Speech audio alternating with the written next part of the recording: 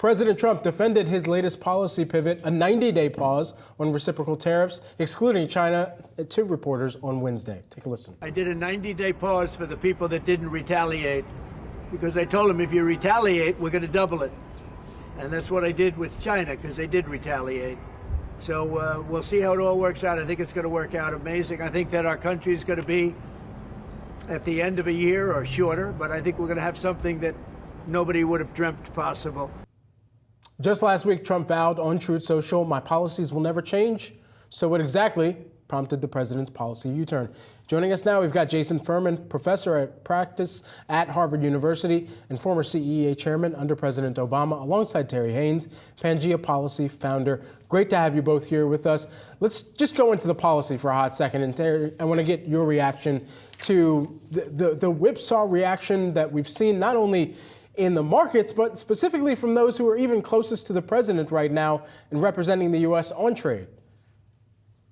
I got to say that I think the whipsaw is a little bit overstated if you go past it. You know, the policy concern still remains. The tariffs are more focused, and we're going to have a lot of negotiations in the next 90 days. So we may end up being back pretty much where we are today at some point, and that's probably one reason why futures are down a little bit. The staffing concern, the comms concern, I think is largely resolved. Bessent's clearly out front. That's a good thing. Gradualist, all the rest. This is never going to be all one thing or all the other thing. And Trump is very urgent about this, not just because he's got midterms coming up, but because he thinks this is a great opportunity to resolve a lot of the geopolitical issues and get China to the table in a way that actually lowers the geopolitical risk temperature. So that's a big thing. Meanwhile, what you're going to see is Trump pivoting very strongly towards getting the tax cuts done in that same 90-day period. So that's a very big deal also. I'm going to come back to you on those tax cuts, Terry, but Jason, I want to bring you into the conversation because you had a great post about how these tariffs on China do in fact outweigh the totality of the reciprocal tariffs on those other 70 plus countries. So where does that leave us in terms of the impact of this policy? Yeah, yesterday's announcement was a tariff shift, not a tariff reduction. And that's going to dawn on people. Businesses are waking up thinking about that. I've heard from some. You're going to start to see it in the data going forward.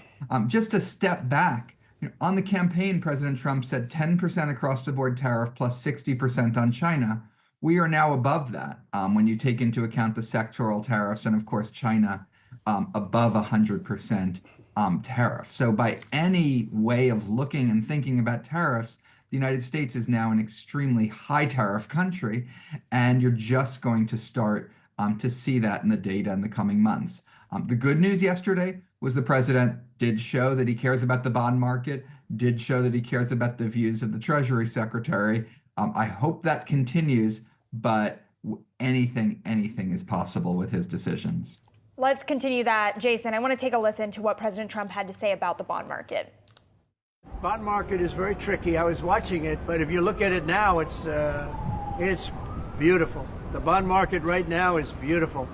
But yeah, I saw last night where people were getting a little queasy. Yields on the 10-year were obviously soaring earlier this week, and the president referenced that, but now we are seeing yields coming in just a bit. Terry, did the bond market actually move the needle for the president, or did Treasury Secretary Scott Bessent convince the president that the move in the bond market was significant? Well, I think it's probably a little bit of both. The bond market certainly was a concern, number one, and number two, we know that Bessent's been telling Trump that he needs to make sure that his communications are much clearer with markets generally. So I imagine it was a little bit of both, yeah. But you know, they're going to continue on as Jason says, and I agree with his view that it's a shift, not some sort of volte-face. Jason, want to get your reaction to the same? Yeah, I mean, we don't know why the president made his decision. Probably the scariest thing I read was in one of the Wall Street Journal inside stories, which said he knew it would be a recession, but he wanted to prevent a depression. And I guess that's good news that he wanted to prevent a depression, but we are making a choice to have the unemployment rate go up, the inflation rate go up. All of this is going to put the Fed in the box. This morning's CPI print takes a little bit of the pressure off. It's going to let the Fed be a little bit more focused on combating rising unemployment. But we're still early days in the macroeconomic effects of both the tariffs and their uncertainty they've unleashed. And so with that in mind, we've talked about who internally the president might be listening to, but externally, it seems like he's paying attention to what those on Wall Street might be saying, regardless of whether or not Scott Bessent is saying that Wall Street's had its time for Main Street. But clearly, when you have this many economists and CEOs talking about unprecedented uncertainty, that's got to grab the ear of the president to the extent that he doesn't want to see a bear market and doesn't want to have a recession on his hands, even though he's acknowledged that there will be some near-term pain. Yeah, look, I mean, if you compare to what we thought about him 24 hours ago, he is more responsive to markets than many of us feared.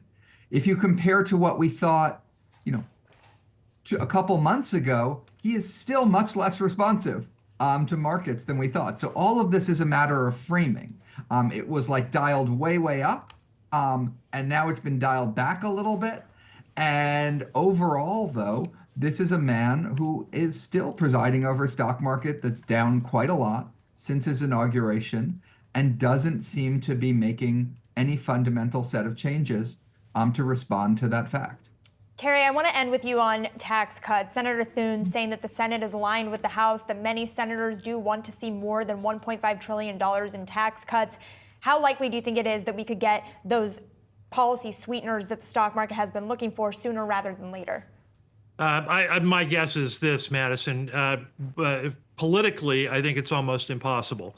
You look at things like Medicaid; that's a third rail for an awful lot of Republicans, and what they're more focused on is the biggest tax cuts possible using a current policy baseline, which sounds wonky, but what it means is that they get to vastly pump up the amount of tax cuts without having the pain on the funding cut side.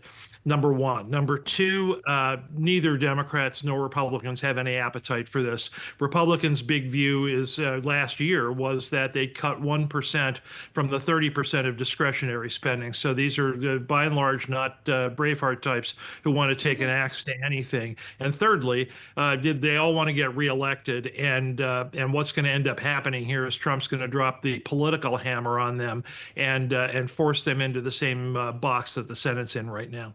Jason, just want to get your own, and actually, you know what, Terry, let me put this to you first, and then Jason, I'll get your reaction. Terry, what does the next 90 days look like, realistically? Well, realistically, the next 90 days looks like continued negotiations, probably some wins, continued jawing with China, maybe without result. Other geopolitical hotspots continue on. Doubtful we'll have some sort of Ukraine deal that's acceptable to everybody.